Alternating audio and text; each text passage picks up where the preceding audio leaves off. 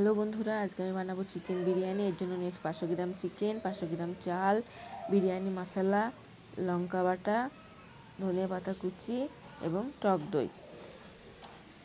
আর এখানে নিয়েছি পেঁয়াজের বেরেস্তা, কাশ্মীরি লঙ্কা গুঁড়ো, লবণ আর আদা রসুনের পেস্ট, গোলাপ জল, কেওড়ার জল, ঘি, মিঠা আতর এবং কেশর। এবার এই দুধের মধ্যে কেশরটা ভিজিয়ে রেখে দেব।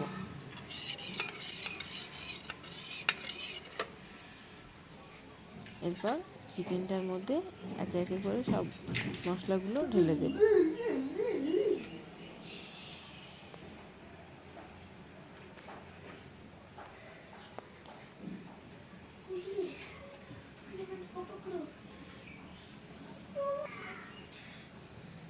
সব মশলা দেওয়া হয়ে গেছে। এবার পেঁয়াজের পেস্টটা দিয়ে দিলাম। তারপর সামান্য লেবুর রস দিয়ে দিলাম। এরপর দিয়ে দিলাম ধনেপাতা কুচি। এবার মাংসটাকে ভালো করে মেখে নেব। মাংসটা মাখা হয়ে গেছে। এবার এর মধ্যে দিয়ে দিলাম 1 চা চামচ গোলাপ জল এবং 1 চা চামচ কেওড়ার জল। এবার এটাকে রেস্টে রেখে দেব। এরপর এর মধ্যে হাঁড়িতে জলের মধ্যে দিয়ে দিলাম তেজপাতা, গোটা গরম মশলা,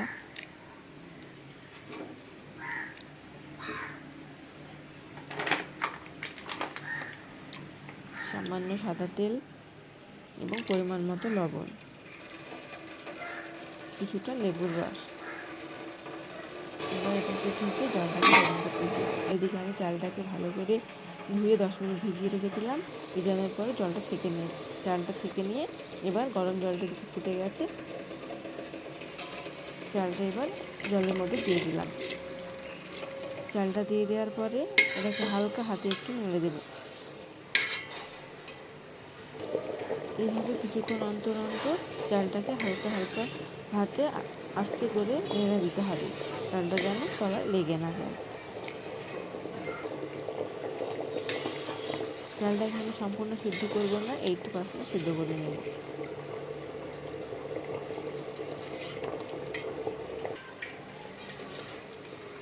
দেখো বন্ধুরা, এখন আমাদের চালটা প্রায় সিদ্ধ হয়ে গেছে।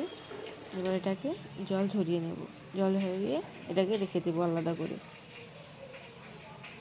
এবার আমি কড়াইটা বসিয়ে দিলাম উনুনে। এই তেলটা হচ্ছে আমি পেঁয়াজের বেরেস্তা ভেজে রেখেছিলাম। এবার সিদ্ধ করা আলুটাকে ভেজে নেব।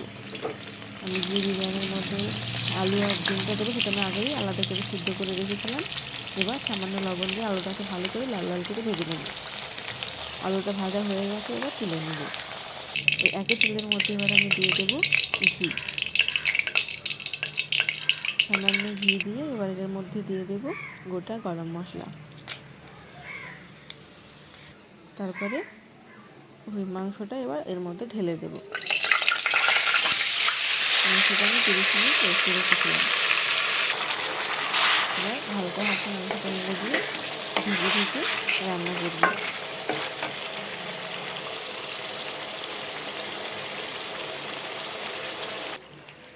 দেখো বন্ধু, মাংসটা কিন্তু প্রায় রান্না হয়ে এসেছে। 15 থেকে 20 মিনিট রান্না করে রেডি হয়ে যাবে। এবার এই হাঁড়ির মধ্যে আমি বিরিয়ানিটা দমে বসাবো। এর জন্য হাঁড়িটা গরম করে নিয়ে এর মধ্যে দিয়ে দেব ঘি। ঘিটা গরম হয়ে গেছে এই হাঁড়িতে। এবার আমি ফার্স্টে চিকেন, আলু আর ভাতটাকে একদম লেয়ার করে সাজিয়ে নেব। ফার্স্টে এর মধ্যে দিয়ে দিলাম চিকেন এবং আলু। এটা দেওয়া হয়ে গেছে। এবার এর উপরে ভাতটা সুন্দর করে দিয়ে সাজিয়ে নেব। ভাতটা দেওয়া হয়ে গেছে। এবার এর মধ্যে দিলাম বিরিয়ানি মশলা গুঁড়ো, পেঁয়াজের বেরেস্তা,